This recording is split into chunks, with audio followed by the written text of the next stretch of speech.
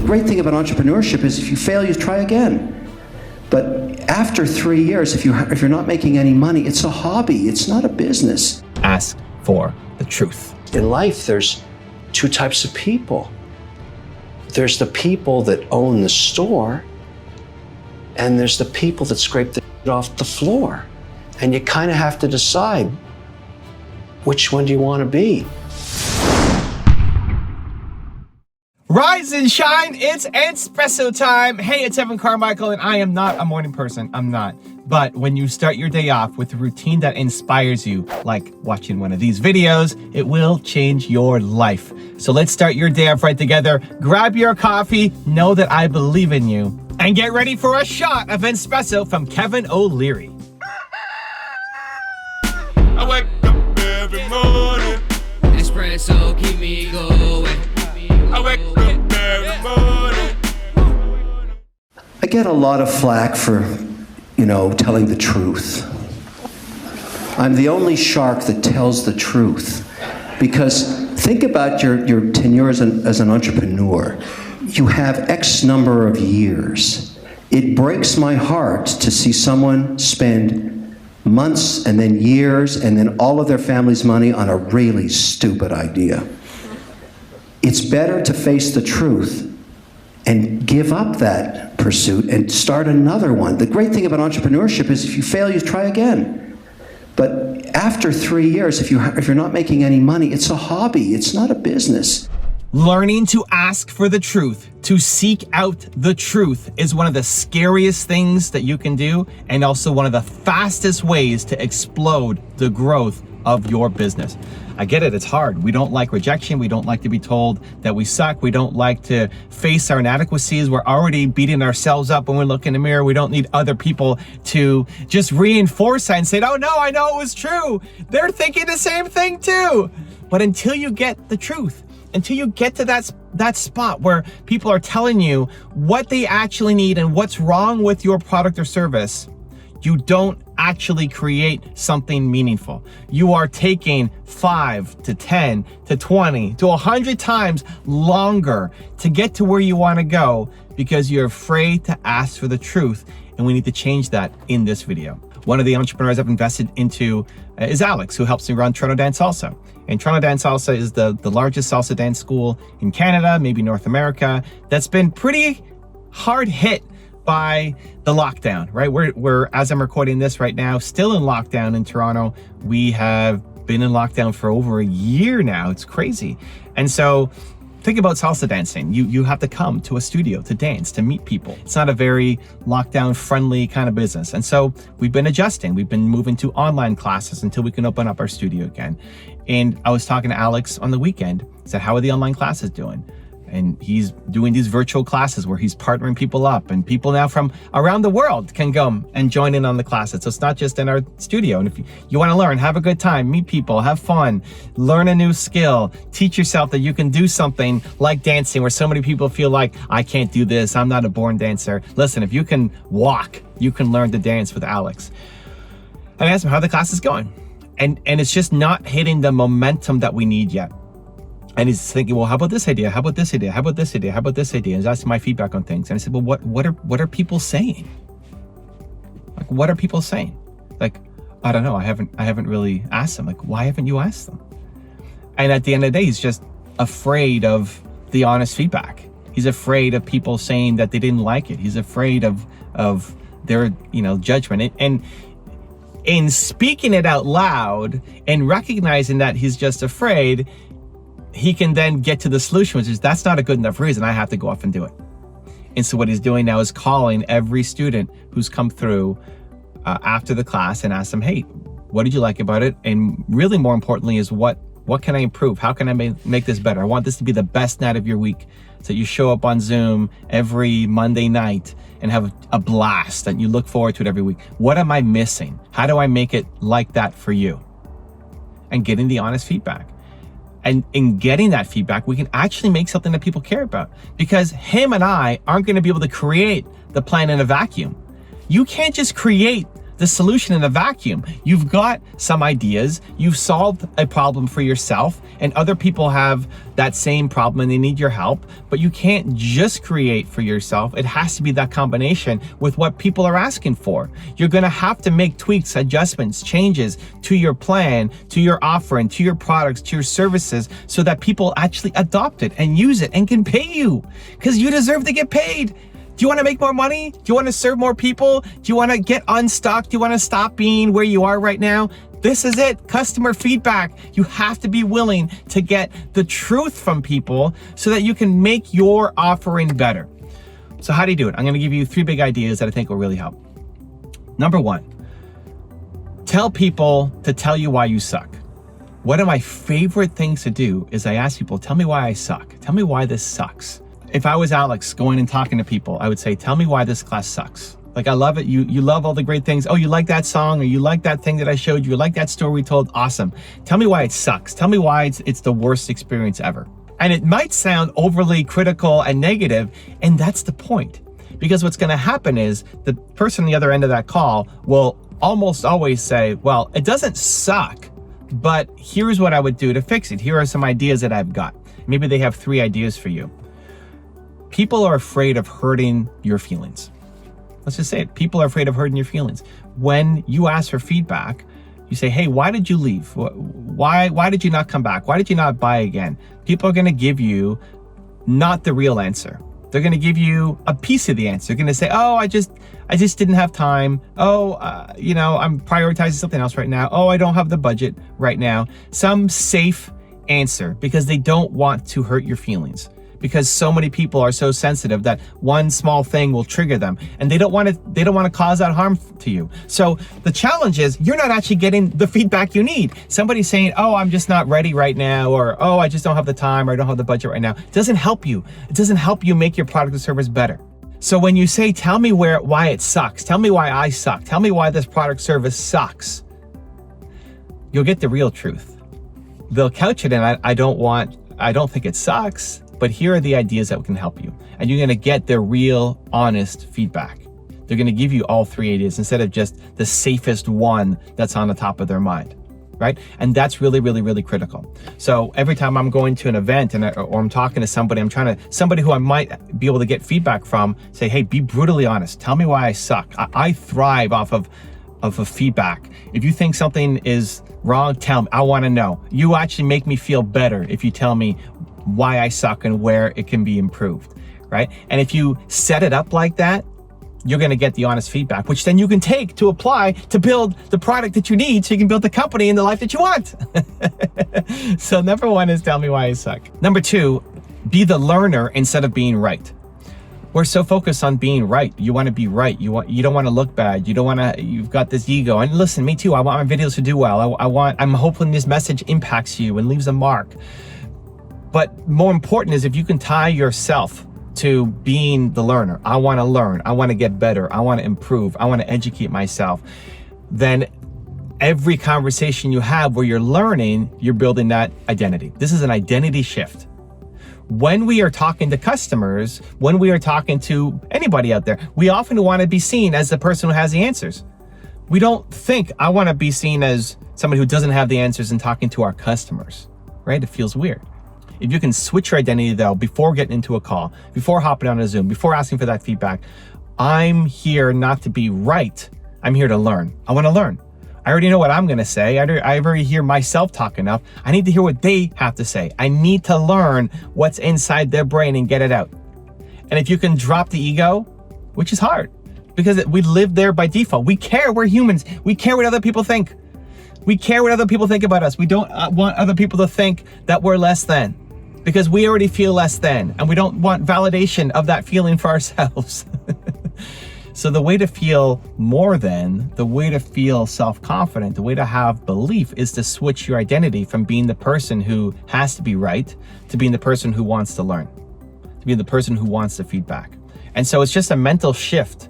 It's hard to live there all the time. That's a much bigger game. But for the purpose of getting feedback, it's a mental shift that you do before you get on a call with somebody, before you go meet somebody. Say, I'm here to learn. I'm here to learn. I have to get information to make my product or service better. I have to know what's wrong. I'm here to learn. I'm humble. I'm here to be humbled. I'm here to hear anything they have to say. And I'm grateful for the fact that this person's gonna give me valuable feedback to make my business better. So you're switching your identity from being the person who has to be right and have all the answers to being the learner. And number 3 is make a practice of reaching out. Make a practice of following up with people. Make a practice of asking people's feedback. Now, what most people do, if they have anything, what most people do is just an email, right? Hey, how did you like our first class? Hey, how did you enjoy that product? That's not enough. Especially at the beginning of your business, you have to be talking to customers. You have to get on the call, and ideally a video. So many people are used to Zoom now. It might have been weird 2 years ago to hop on a Zoom with somebody, but people are used to doing Zooms now. To see, I want them to see you and I want you to see them. You're gonna get much richer feedback, but it has to be scheduled in. So if I look at Toronto Dance Salsa, Alex does these free classes on Monday nights. So Monday nights, it's free dance class, free Latin party, come and learn, free to get on. Great. Tuesday, which is today, it's YouTube day for me. Tuesday for him now is follow up with the people who came on Monday's class. Follow up, put it in your calendar. There has to be a block. If it's not in your calendar, guys, it's not gonna happen. You can be motivated, you can get ideas, you can get all fired up, awesome. You're like, yeah, it's such a good idea, let's go. If it's not in your calendar, it's not gonna happen, especially consistently. Because when the motivation wears off, you're gonna go back to your old habits. It has to be in the calendar.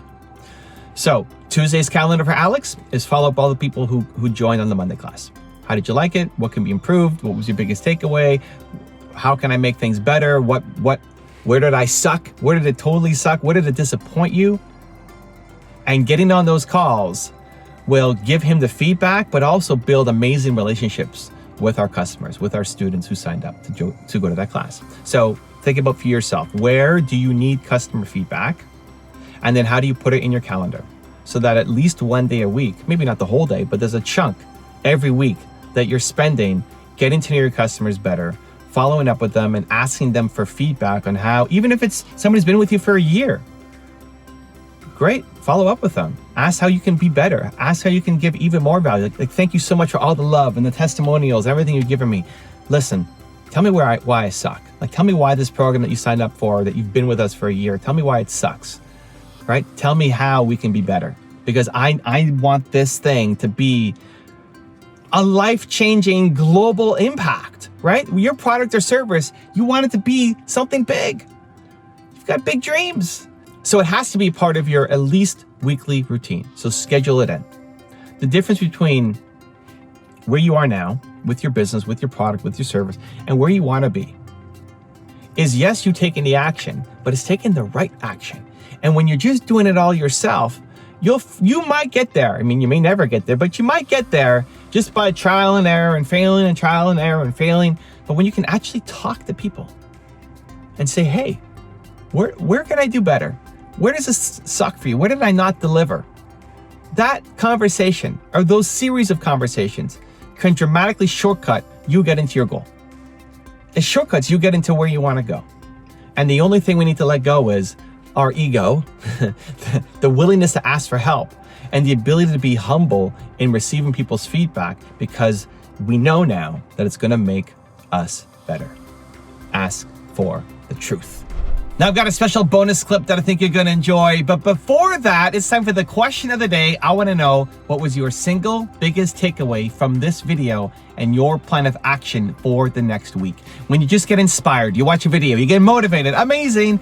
The science says you have a 35% chance of actually doing something, actually following through. That, Believe Nation, is not enough. That is not you, not now, not anymore, not today. But when you get inspired and then you create a specific plan of action for what you're gonna do, that number jumps to 91% chance of you following through. And when you commit publicly to others, like leaving a comment in this video, it jumps to 95%. So the question of the day is your single biggest takeaway from this video and your plan of action for the next week. Put it down in the comments below, and maybe next week I'll profile you. Let's talk about writing books, because I'm working on my 4th now. I'm hating every minute of it. but I think it's going to be my best. But I always say that about every book. How do you do yours? This book came when I was on tour last year, and I was hitting the city every 4 days and doing a speech in front of a group, and the questions that people asked me, I just kept like a note of what people kept asking me over and over again, and then it turned it into And you got, thematically, you would get some very questions over and over again that people had, right? And you say that is a kernel, that's an important question, because they keep getting it all the time. Is that the idea? Yeah, I was on tour and people kept asking me, how do I find my purpose? How do I find my purpose? How do I find my purpose? It's like the number one question in every city across America. I said, well, that's pretty easy. You don't have to sit on top of a mountain for 10 years or hire a $20,000 business coach. You know, there's a 3-step process to find your purpose. And I just guided them through it. And then everyone's, hey, pick me, do it with me. It's like, okay, well, I'll turn it into a book. And that became Built to Serve. Sounds good. I got to read that book now. That sounds pretty good. I got to find my purpose. I've really enjoyed our time today. It's great. You're a good guy. Thank you. I'm going to endorse you. It's fantastic. You also learn things along the way that do not seem important while you're learning them, but years later end up being a really big deal. Let me explain one that happened to me. And you could be learning something today that you're just storing away and is going to be very, very important to you down the road, which is why it's really important in life to shut up and listen. A lot of people haven't figured that out. I have. I know I'm talking to you right now, but one of the things I've learned, the more time I spend in business, the more this is important. The more time I spend in life, this is important. You should listen 2/3 of the day and talk 1/3. You learn a lot more, you become more powerful. Here's an example. My stepdad was very influential with me. He basically said, look, you're going to starve to death. You got to go to business school. I go to do an MBA, 2-year course.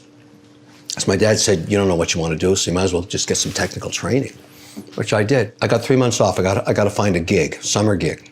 Get a job at a company called Nabisco Brands, okay? They have a pet food division, Miss Mew cat food. I get the job there working for a Dutch product manager, very cool guy.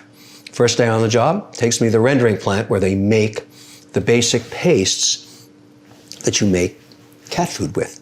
Either you make it with Sea of Japan tuna, the dark meat, or you make it with beef rendering and chicken faces, where they take beef lips, beef faces, chicken faces, render them with papaya juice, crush them down, make a paste.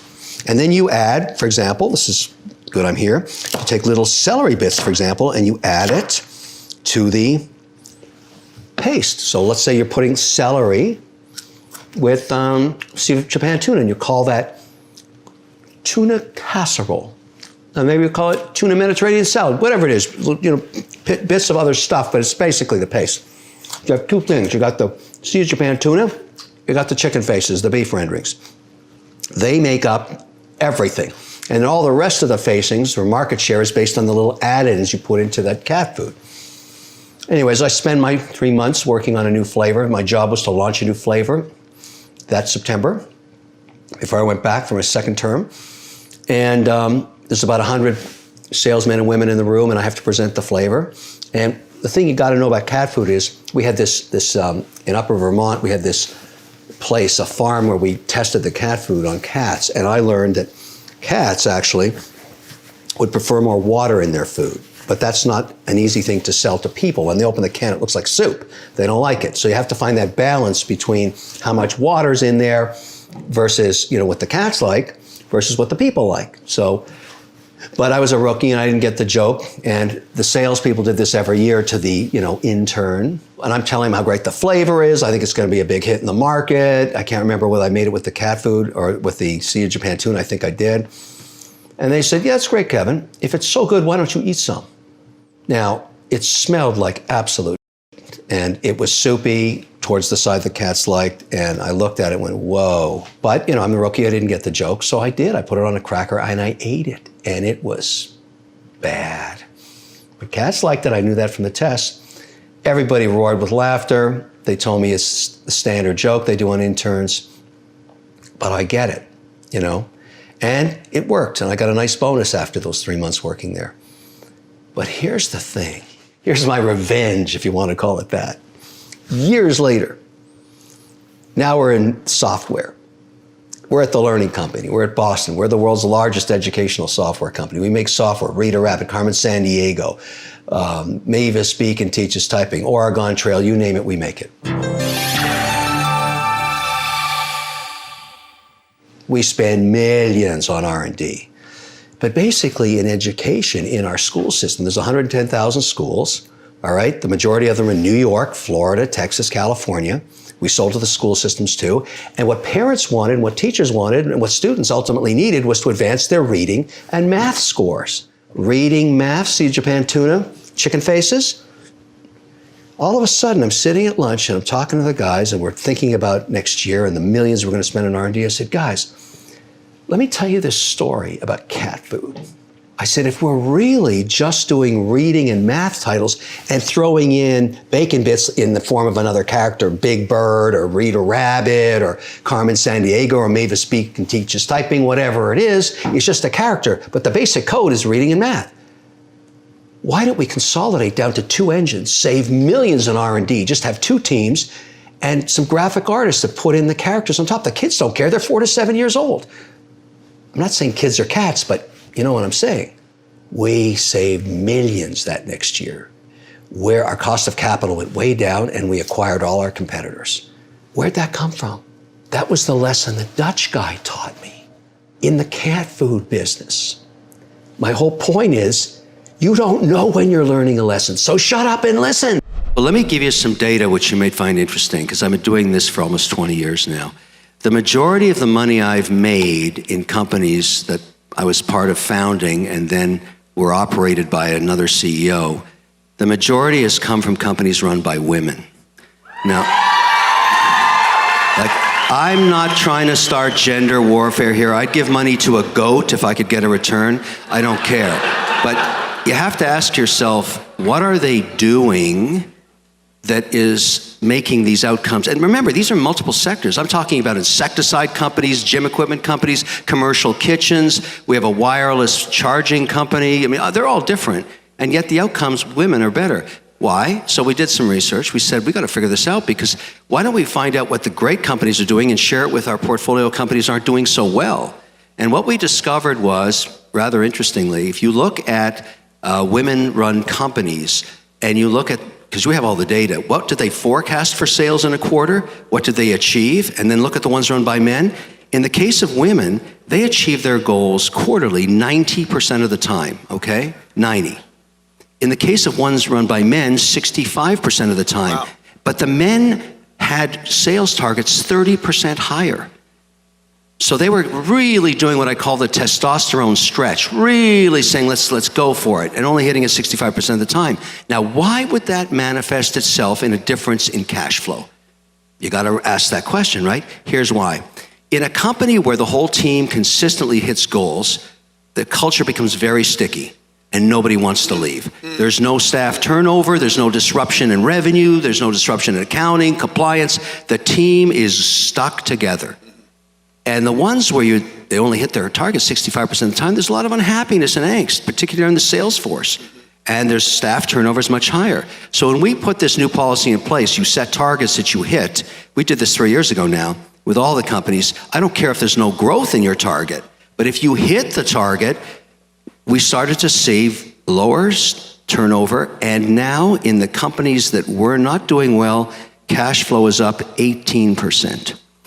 That's something you should, if this is the only thing you remember today when I'm talking about, set goals you can achieve and watch things happen. Because people want to work in a winning, it's like playing for Brady. Nobody wants to leave the team. Yeah. The guy just keeps winning Super Bowls. The key to motivation is routine. Now that may sound boring and mundane, but it's not. If you get into a healthy routine, and that includes a lot of things, like for me, it's getting up early, working out 45 minutes to an hour every day. And then really into the routine of taking care of yourself too. Routine is part of motivation. Every day you're going to get thrown a ton of shit is going to hit you, particularly if you're an entrepreneur. Even if you're just working in a job, you're going to get emails and texts about, nobody says, hey, you're doing a great job, I just want to send you an email. They say, here's 5 problems I'm having right now, and here's the storm I'm in today, go fix it. That's generally 99% of your communications. So when you're working, you have to kind of categorize what you're going to deal with first. Now, to stay motivated, here's a little trick that I've used. Start your day with the biggest problem. When you've got all your energy, take it right out of the gate. Whatever it is, it's going to be some horrific problem, you got to deal with it. Get it done first. Generally speaking, there's going to be 5 to 7 things you have to do every day. You won't get them all done every week and every day, but you want to take the top 3 and nail them. And the trick to that is to do nothing else till you solve those problems. That's a big trick. I learned this years ago. I actually post this stuff the night before, with a little sticky note, right on the mirror. It's very, very useful. So what I do every night is I take a little MC Squares. You know that product? That's one of my Shark Tank deals, wonderful company. And I write down the things I got to get done the next morning. There's no tech here. I actually write it down, stick it on the mirror. Get up in the morning, work out, come back for the shower, start nailing down those things. I always have my phone with me, so if I can start working on one of those things when I'm shaving, I'll call the guy up and I'll be shaving, getting it done. One of the biggest tricks of motivation is if you actually solve a big problem first when you have all the energy at the beginning of the day, it actually motivates you to keep going. No question about it. Now, the other issue you've got to deal with motivation is be able to take a minute off. Sometimes when I'm just frazzled, could be 2 in the afternoon, this is a trick. You just go sit in a chair and do something completely different.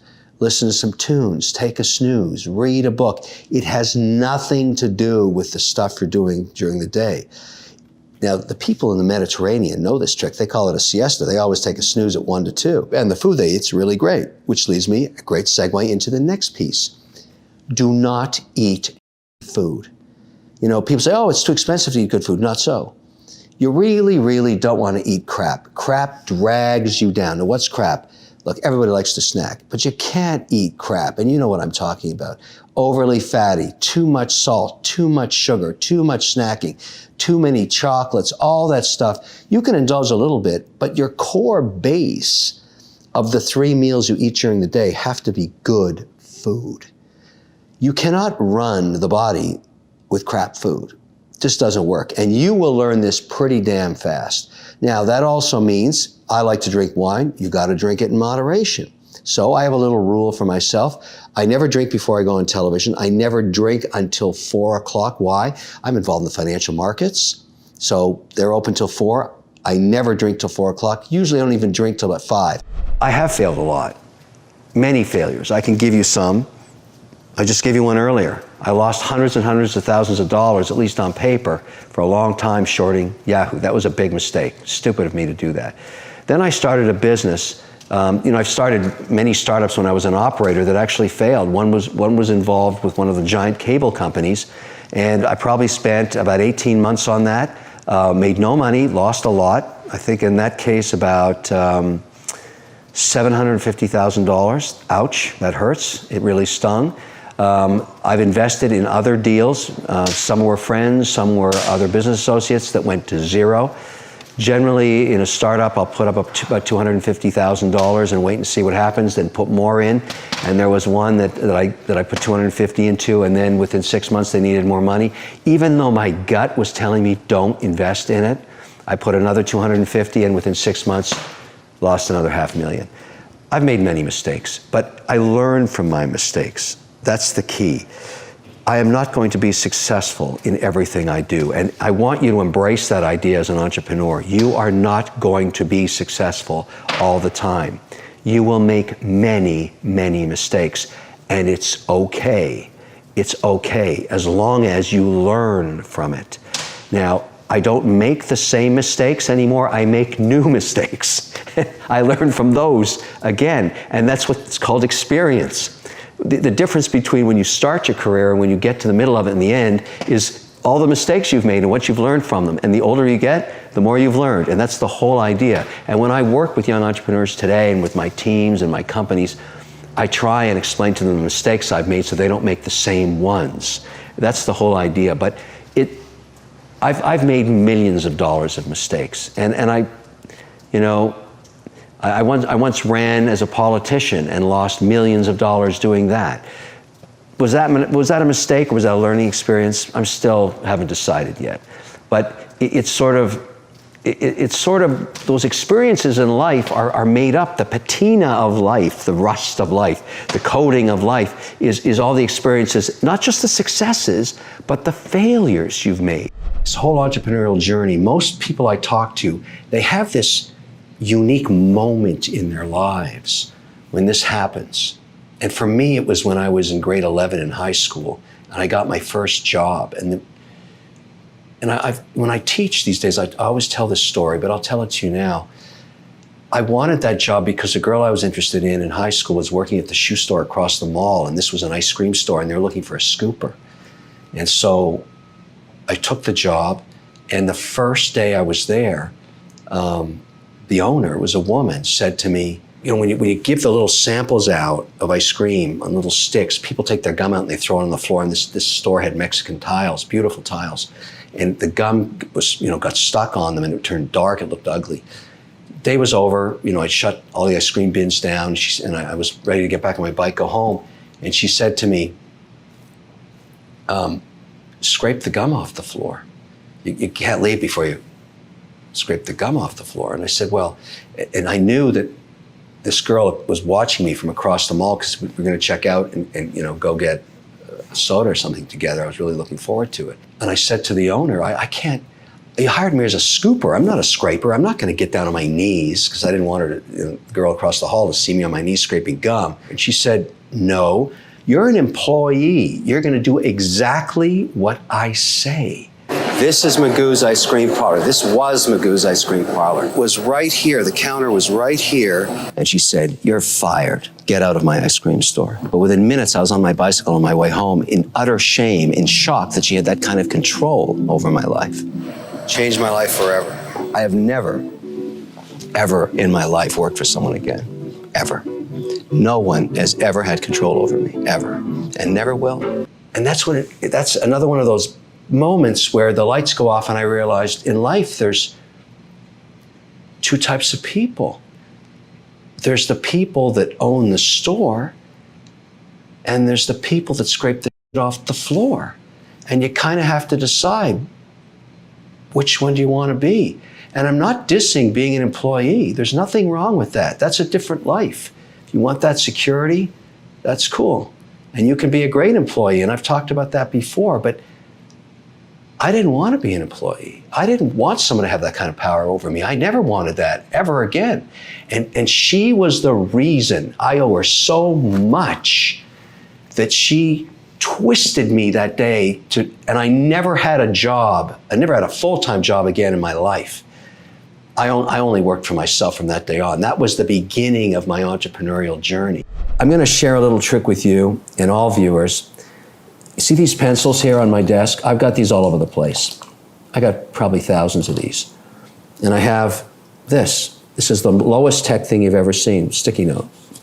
During the day, here's one this morning, I write down things I have to get done. I know it's low tech. There's all kinds of software can do this for you. I don't care. I like pulling a pencil and simply writing down, oh yeah, I got to get that thing done, and just making that note. I learned this from a very successful person years and years ago, my mother. And this note just sits here all day. And at night, if I haven't finished, and usually there's 3 or 4 I haven't done, I look at it and say, okay, tomorrow I will get this done before anything else, before I go online, before I read anything, I go watch television, before I make any phone calls or texts or anything. I'm going to get this thing done. And I stick it on the mirror on the right-hand side. Number 1, record bass line for track 15. All right, so I found a piece of music that I recorded back in '89. I'm working on a documentary about watch dials, which I think you're going to find interesting when I finally get it finished, but it needs the music so the editors can work with the beat of the music. And this thing I recorded in '89 does not have any bass, and I didn't play bass back then. Now I do, so I'm going to go back in the studio and lay down the bass track for track 15.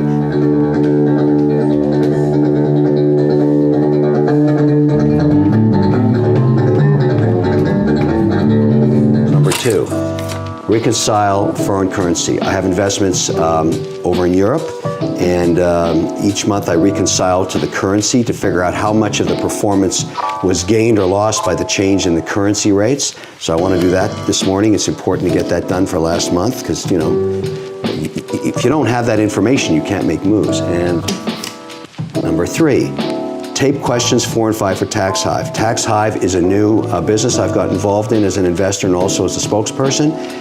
This is a company that helps small business with their taxes and payrolls, very important in my portfolio of companies. So I'm recording some messages, and 4 and 5 have to be done today, so I'm going to go in the studio and record those. Great take. That's the one. Before I do anything else today, these 3 puppies are going to get done. And that is how you get super productive. And you don't let anything distract you. You don't take a phone call, you don't do emails, you don't do anything. You get the things done that you made the priorities the night before. Do it every day. Try it. It's fantastic. Look at this low tech. Low tech. You write it down on a piece of paper, stick it on the mirror. Come on, it works. I'm going to give you 5 tips, and I want everybody that's interested in figuring out how to get hired or wants to get hired to listen to these, because I'm going to treat it as if I'm hiring you, okay? I've done a lot of interviews in my time. These are the things that matter. So let's start with basically this. You got to perfect your resume. I don't need to know the job description of every place you've ever worked. I need to know what you accomplished that was something the average Joe wouldn't have done. I don't hire for competence. I hire people who routinely go above and beyond what's adequate. You got to communicate that. Don't leave blank spaces on your resume. That's number 2. Plenty of people have gaps in their work experience.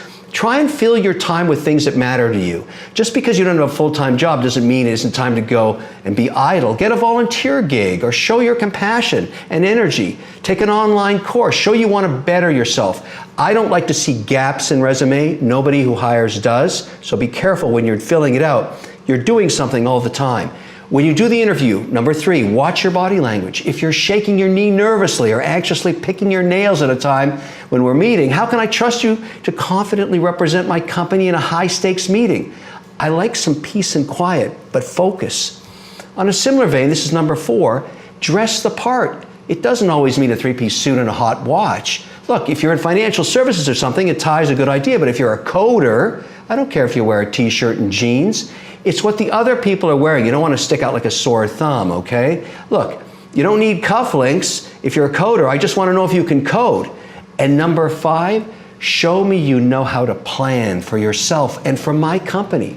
How does the job I'm hiring for fit into your career and life plan? I don't want to hire somebody who's there for a one-off in-between job or who leaves disappointed that the job I gave them didn't lead to a career trajectory they had hoped for. I don't want to hire someone who joins my company and thinks they're just going to be comfortable when business is good. I always want business to be great. I want to be growing. My staff only knows how to think ahead.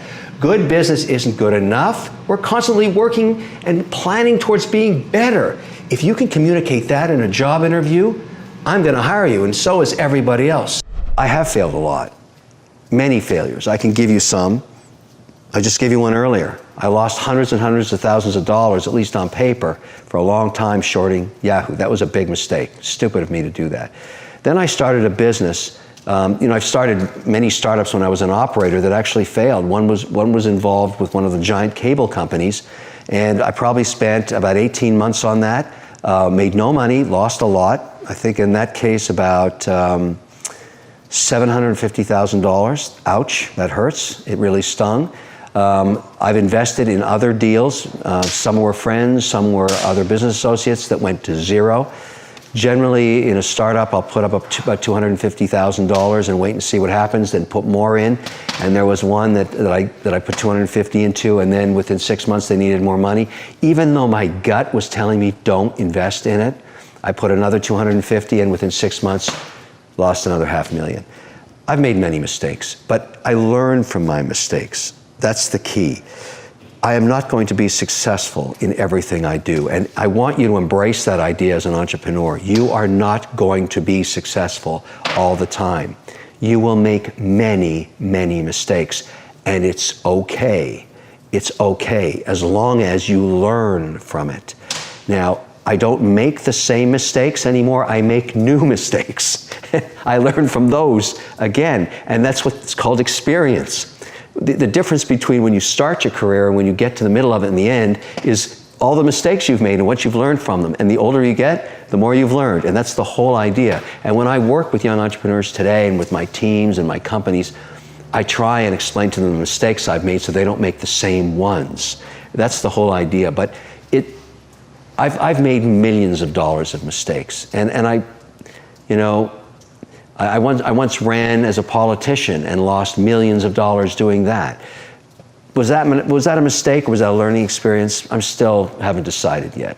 But it's sort of those experiences in life are made up. The patina of life, the rust of life, the coating of life is all the experiences, not just the successes, but the failures you've made. Now, do I like losing money? No. Do I cry like a baby when it happens? Yes. Because I know how hard it is to make it. Really hard. And I hate to lose it. But I make sure that I distill the essence of that lesson. That's very, very important. I'm a manager at 19 years old. Lately, I've been running into some problems with some staff being insubordinate when asking them to do simple tasks. I'm not sure how to go about disciplining them. What makes it a bit awkward for me is that I'm probably the youngest person in my organization, or one of the youngest. So often I find people disregard my authority. Can I go around this the right way? Reza, 19-year-old manager. Born to lead, my friend. That's what it sounds like to me. 19 years old. Here's the key to being a successful manager. People don't have to like you. They have to respect you. And you have to respect them too. Great managers in life, and I've gone through this in my career, you don't have to like the people that work for you, but you have to show them respect and they have to reciprocate that. In managing companies, it's all about respect. And it's primarily setting goals for people and asking them to buy into those goals and agreeing with you that those are achievable and giving them at least 3 months to go achieve them. So I wouldn't get worried about the social impact or the concerns about being a manager at 19. It doesn't matter how old you are, it's irrelevant. It matters if people are willing to follow you, respect you, listen to you, work with you, and set goals together that you both achieve. If you can do that at 19, you are a rock star, my friend. And I have a sense that maybe you are. But remember, show respect, and respect something that you don't have, experience. Because when you're 19, you don't have any of that. So if you meet somebody that's working for you that's a lot older, respect what they know that you don't. It's all about respect. You have to have a plan in your life for what's going to happen to you when you hit your 60s and 70s and 80s, and maybe by then your 90s, because people are living longer all the time. How do you get a nest egg together? Well, the average salary in America is around $58,000. And so I'm going to give it to you in a nutshell. You have to start saving in your early years, in your 20s, $100 a week, minimum. But it's not just the saving aspect. You've got to invest that money. So you have to take that $100 out of whatever your activity is, or you're going to start a side hustle. Maybe you're going to be a photographer, maybe you're going to be a writer, maybe you're going to do something else, a separate job where you can make at least, $100 a week after tax, and you're going to invest it. You're not going to save it, you're going to invest it. Saving is what you have in cash. Investing is what you put into the market. Now, the market is a volatile thing is the first question, made reference to. And when you invest in the stock market, what matters is diversification. You don't know which stocks are going to go up and down or when. You don't know which sectors of the economy are going to outperform the others. You have no idea. But if you look over a long period of time, what you see is a stock market that returns around 6 to 8% a year. And if you start to put aside $100 a week in your early years, you're going to end up with, if the markets do what they did for the last 100 plus years, you're going to end up with about $1.5 million when you're 65. That is really important. Everybody has a path in their career they plan on, but it generally doesn't work out that way. There's a series of events that happen to you along the way, and you don't know as they're happening because you only realize how important they were maybe a decade later when you realize it was a huge pivot point for you. Mine was when I was working in a summer job in college for a pet food company. And I had a German manager, a really interesting guy, and he taught me that most pet foods at that time were made from Sea of Japan tuna and chicken faces and beef lips and rendered, protein using mango juice to crush it up. Sounds horrific, but those are two basic engines, and then they'd add some peas or, some carrots, and they'd create cat food flavors.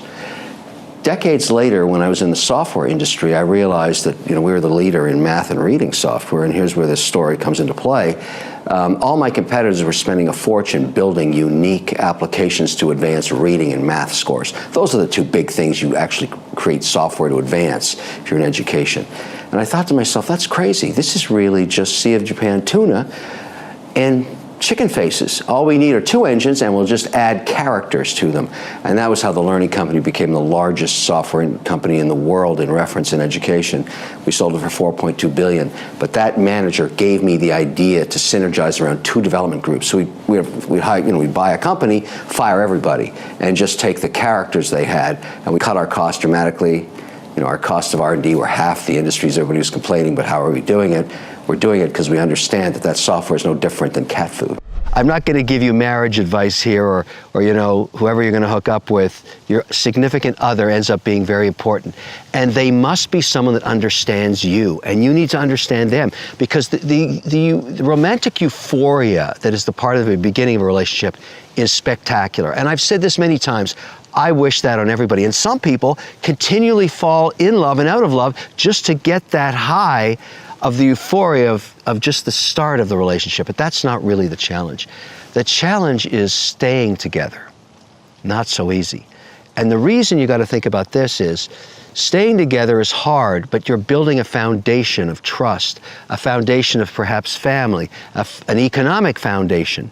Couples that stay together build their lives together, and they have similar goals, financial goals, life goals.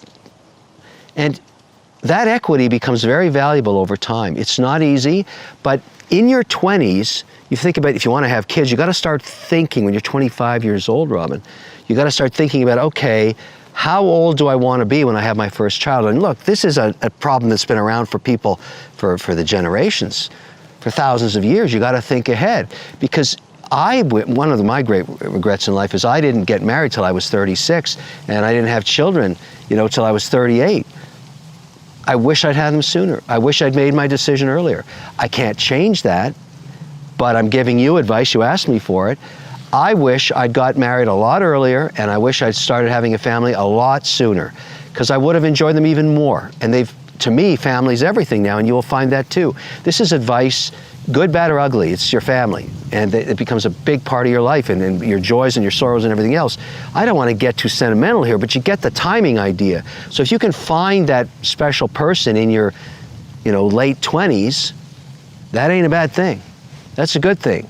And you have to think more about just, the euphoria of romance. You got to think long term. Is this the right person to hang with for the rest of my life?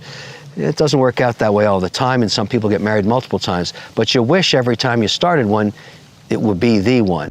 There's a big difference between saving and investing. Saving, you don't even beat the inflation rate anymore. Basically, that's the amount of cash you should have on hand just in case poo-poo hits the fan.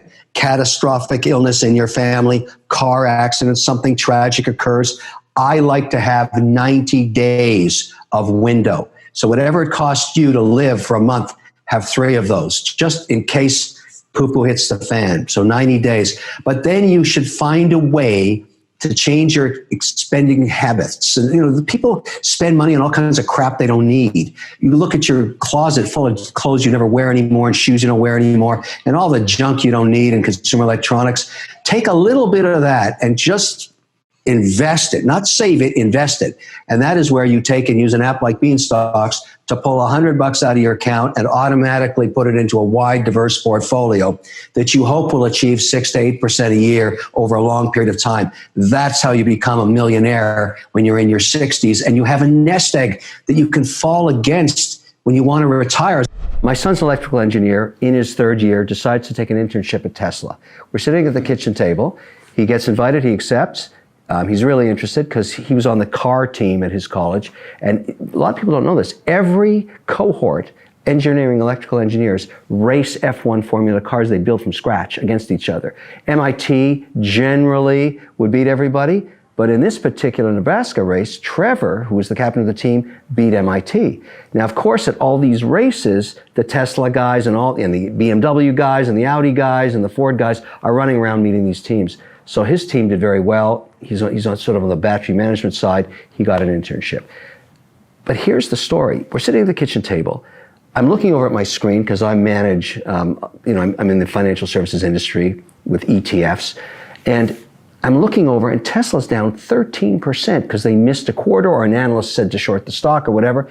I said to Trevor, this company looks like a dog. I mean, this thing is down so much. He said, Dad, nobody understands this company. This is not a car company.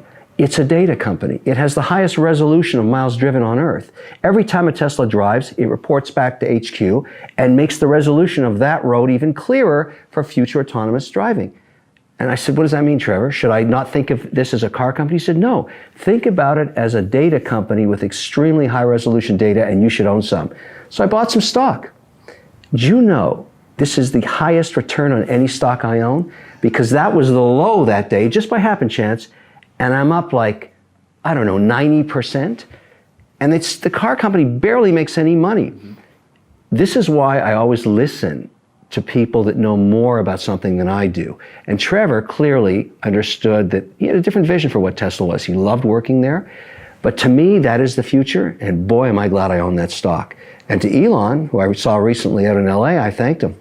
I said, listen, Elon, all I know about you is you've made me money. A mentor taught me this years and years ago.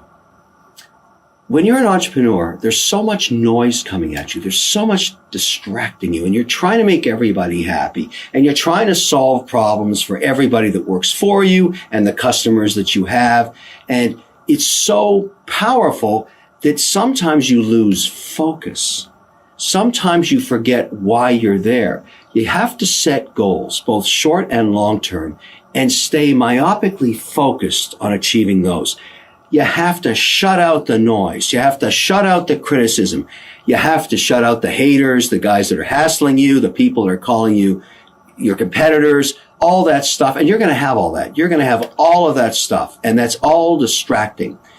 If you have the ability to just shut that out of your head, you'll be successful because you stay focused on the prize. People are very, very challenging to work with sometimes. You're going to find that out. It doesn't mean you can't work with them. But if you're trying to make everybody happy, you will make everybody unhappy eventually because you can't do it. You have to think about three things. Your customers, are you taking care of them? 2, your employees, are you taking care of them? And number 3, your shareholders are the people that loan you the money to run your business. They are what you spend your time on 24/7. You can't solve all the world's problems. You can't take care of every baby whale. You can't clean up all the oceans overnight. You have to stay focused on your business to make that successful. Then after you've become successful, and hopefully you will, you can start focusing on all the other things that are really important to you. But if you try and do that at the beginning before you solve for your customers, your employees, and your shareholders, you're going to fail. And that's what many, many young entrepreneurs don't understand. You've got to have a myopic focus to shut out that noise. I know it's not easy to do that, and making people unhappy with you because you're so razor focused can often feel troubling to you. But if you can't do that, you're not a leader. If you can't do that, you will not be a successful entrepreneur. If you can't focus, you just won't make it. So remember that. These are tough love suggestions, all right? It's just the nature of how it works. But if you can, and you ask me what makes entrepreneurs successful, myopic focus on the long-term and short-term goals and not letting anything else distract them. You know, when you're an investor, I mean, the core for me is I like to have an investment philosophy. You know, in my case, and I say this to people, it's not about just investing for growth. It's investing to protect your money in case there's a catastrophic change in the market. So preservation of capital is my number one mandate. And towards that, one of my early investments was to found my own indexing company, a company that makes exchange traded funds. And I did that. I own 50% of O Shares, which is a company that's been very successful producing, products like OUSA, a core subset of the S&P that I can invest in long term so that I'm getting dividends. And then for the digital economy, I told the CEO, I said, why is it that I'm spending so much money? This was 2 years ago. Look at how much I'm spending on Zoom, how much I'm spending on CrowdStrike, how much I'm spending on Shopify. Look at my budget on JD.com, on Alibaba, on Facebook, on DocuSign. I'm spending millions on these guys. Why don't you index that for me? Figure out the top 70 companies around the world that are digitizing the economy, build me an index, and I'll invest in that. And that's what OGIG was. That thing is up over 80% this year. And obviously, that's a big investment of mine. And the thinking for me was, if I'm writing checks to those companies, why don't I own them? Why don't I own them? Because they are the new, they're allowing the digitization of the global economy. They're the internet giants, and they're growing at 20, 30, 40% a year. I mean, Shopify has 1 million businesses on its platform now, including all of mine. And the reason I do that is I do business with Amazon. That's 40% of my sales. But I also want to sell direct, where I collect my own customer data, and I can't do that with Amazon, so I do it with Shopify. That's part of the index of OGIG. So that's, one of the ways I invest. And I just look at it and say to myself, invest in things you understand and how they're growing. And that's what I do.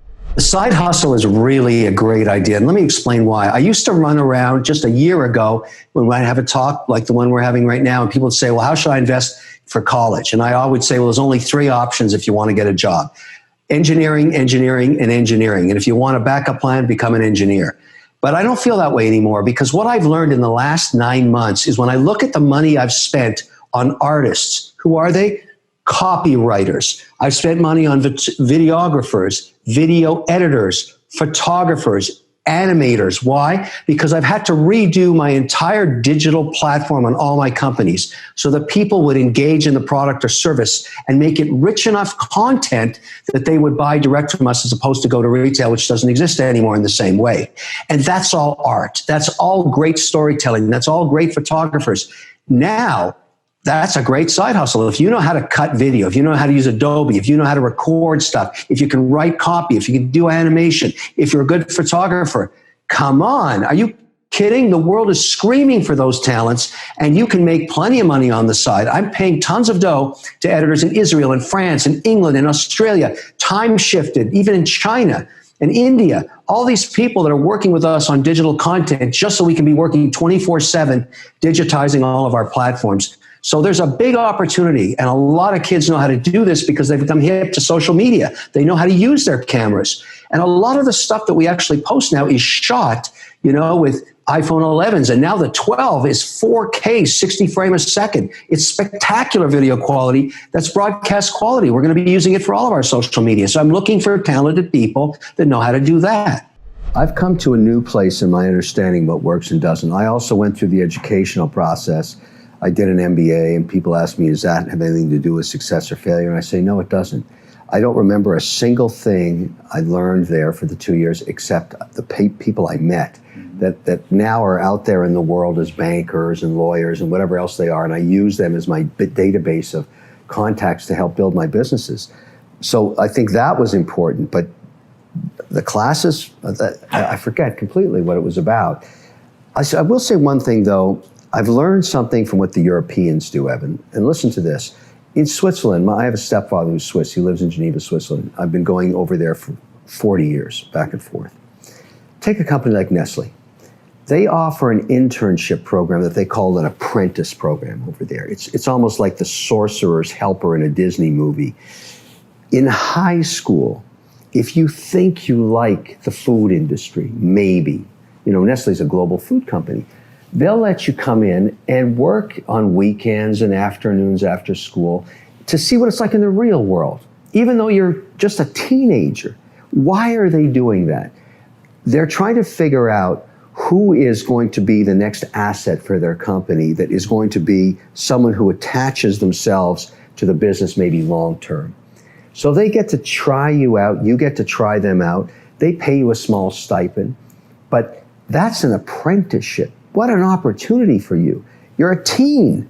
You're sitting in a meeting with a bunch of managers, you're absorbing all that stuff, and you're learning. Why the hell don't we do that in North America? Because maybe 1 out of 10 is the right person, but once you're indoctrinated, if that's the right word, into the, call it the Nestle program, you're a Nestleite. You're there. They want you, you want them, and away your career goes. I love it. I think every company in North America should take that program on and offer this opportunity to kids in their teens and say, look, you want to see what work is? You want to see what it's like? Get in here. But it also gives you a chance as an entrepreneur to say, I understand the corporate structure and now I want to try something a little different on my own, but I will have had that base of information, not only about what it's like, but that sector. If you love the food industry, you're with the El Supremo and you're learning about it. And then one day you can split off and say, hey, Nestle, I'm going to build this food business. You want to buy it from me after it gets to 50 million? That's the program I like. Don't do everything yourself. You just won't be successful. You can't do everything on your own because you don't have 100% skill set. Nobody does. You got to find partners. You got to find allies. You have to find compadres that you're going to work with, particularly in business. You know, all of my deals now, I never do them alone. I form a team, and we'll often seed a company together. We're investors together, and we work together towards success. I do that all the time, generally twice a year. But I wrote about a lot of this stuff. I never plug my books, but these have been bestsellers. Kevin O'Leary, The Cold Hard Truth. I like it. It took me forever to write. I mean, it's hard work, right? And people think you write a book quickly. This thing took me like 1.5 years. Then I wrote a follow-up, Family, Kids, and Money. A lot of the things I'm talking about are in these books. Get them on Amazon if you want. They're interesting. But it's from the perspective of making mistakes, learning from them, not making those mistakes again, that kind of thing. So motivating yourself to engage with people. People enrich your lives. Even people you don't like to work with that you work with enrich your lives. They give you a different perspective, a different set of eyes. In investing, it's very important. You know, people ask me, why do you have advisors that you work with? I say, because I want to hear their perspective on my investments. I want to hear what they think. If all you do is listen to yourself, you'll make lots and lots of mistakes because you won't take those challenges.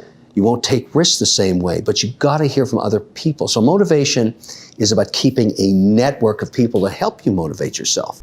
I was going out of my mind sitting here. The first month I was going crazy, and I've got so many investments that are suffering and struggling, and I thought, what can I do to help them? You know, I worked in getting PPP loans. I actually helicoptered money into some places where I needed to invest to keep them alive and keep them open because it was important for them to do that. I'm going to give you a couple examples. You know that career you had 20 years ago, 30 years ago?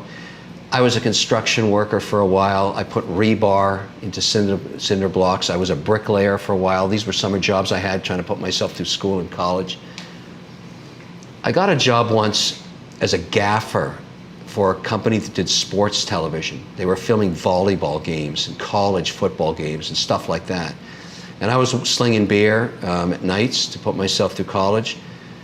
And then I took the job as a gaffer. Gaffer's kind of person who runs around, sets up the lights, tapes down the cables and all that stuff. But from that business, I eventually got trained how to be a cameraman, then a sound man, then a film editor. I never lost those skills. I still have them. And many of you are in the same situation. You have things you did a long time ago. They don't leave you. It's like riding a bicycle.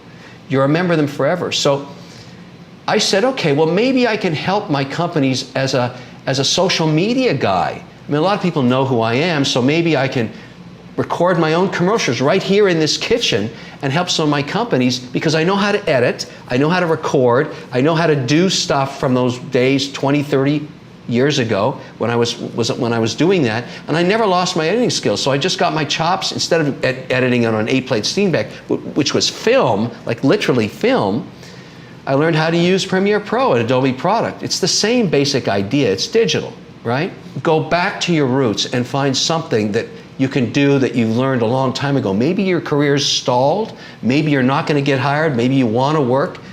Would I work as a bricklayer? Yeah, I know how to do that. But I can make these commercials. So every day I get up in the morning, I say to my companies, what can I do for you? And I'll give you an example. You know, and I know this is, you know, maybe you're going to say it's crass promotion for one of my companies. Yeah, but so what? It's a great example. Love Pop greeting cards. Fantastic company.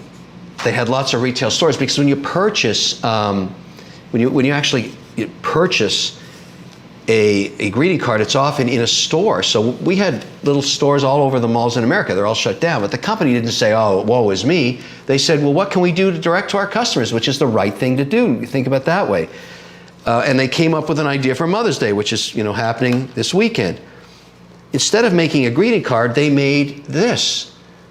Flowers. Cheaper than ordering real flowers. These are beautiful. They're pieces of art. And they said to me, hey, Kevin, can you record a commercial? So I shot this commercial I'm going to show you right now, right here in the kitchen. I did it because I know how to do it. And they used it on social media to help. And they've sold millions of dollars worth of these now. This is a fantastic idea. And I like to think I helped. Also, Benji Lock. I don't know if you remember this deal. These locks that, obviously are one of our biggest ways of selling it was in retail, and we're not doing that anymore. So what could we do on social media? What could we do? So I called my friends at QVC and I said, hey guys, could we try and sell these Benji locks? I think everybody in America would like to have one of these to, maybe your bicycle helmet, hook it up to your bike, close your purse, your duffel bag, whatever it is. But it's a great product, and would you let me try and sell it direct? And then I also said, why don't I do something with what I know socially? So now that we're all quarantined, I'm working with all my companies trying to get stuff out as we have to switch from retail distribution. Now we've got to go back and do online. We have to work with, Amazon, we got to work with QVC, we got to sell direct. So I'm shooting some video now for one of my companies you may have heard of called Benji Lock. This is a really interesting technology. This is the first fingerprint lock that also has a key. Let me show you the travel version of it as well. So look at this. I'm going to be filming this for QVC. I'm going to go live on QVC with this thing. And I want to show people how you can basically use a lock like this with your finger and open it up. It's amazing technology. See how that works? But I got to produce some social media before we go nuts. And so what I've done is I've tried to set up a shot here. I'm using an industrial lens to actually get rather interesting image of this lens going right through the locks. So I've set up a program that says, okay, come out for the shot, then go zooming back in, and we're going to get some really interesting images of these locks that we can use in the social media for the whole QVC thing. It's a great shot. You can see it right there. Yeah, we're doing it in the kitchen. That's my whole point. And every year the technology gets cheaper. As long as you stay current with it, you understand how to use it. That's the whole key. Why not use your skills from, the past to create new employment? If I can help my company sitting here, stuck in my little studio Miami prison for the next, I've been here 2 months already, but every day I shoot more stuff and I try and do as much as I can to help them out. So for Benji Lock, it's get this social media shot, cut it, post it, push eyeballs to QVC, sell locks. That's the plan. And the same for all my companies. I'll do that for anybody. But the whole point is use your skill sets from the past to help your businesses today, or get a job today, or do whatever it is you have to do. Because I don't care, every year of your life you're learning something, and you don't forget it, you can bring it back. Now, I remember the gaffer days when I'd wrap tape around light poles, and then the editing days, and then the sound days, and the camera days. Well, here I am doing it all over again. That's my whole point. And you can do the same thing. When I was growing up, I was born from immigrants, an Irish and Lebanese, an Irish father, Lebanese mother. And by the time I hit 7, it was clear I had some really big problems in math and reading, going back to the education, because I had a really bad case of dyslexia. And so in those days, dyslexic, outcomes were bad because you really fell behind in school. And they didn't really understand how it worked. And luckily, I was very fortunate. My mother was desperate. She was trying to find a solution for this because I was falling behind really quickly in those critical years in early school. And so she found this woman named Marjorie Golick, who had an experimental, Sam Rabinovich and Marjorie Golick were researchers. They're published all around the world now. But they basically thought they could take dyslexic children after school, maybe 12 or 18, and put them into an experimental program where they try and convince the kids that dyslexia is actually a superpower that other people don't have, so that your confidence really advances. And that's what they ended up doing with me. They said, look, do you know anybody else in your class that can read a book upside down in a mirror? No, you're the only guy that can do it. That's a power. They wish they could do it, they can't. And so that started giving me the confidence, because dyslexia doesn't really retard learning, it just makes the incumbent tools in schools useless to you. I mean, nobody gives you a book upside down in a mirror. You have to learn how to deal with what dyslexia does.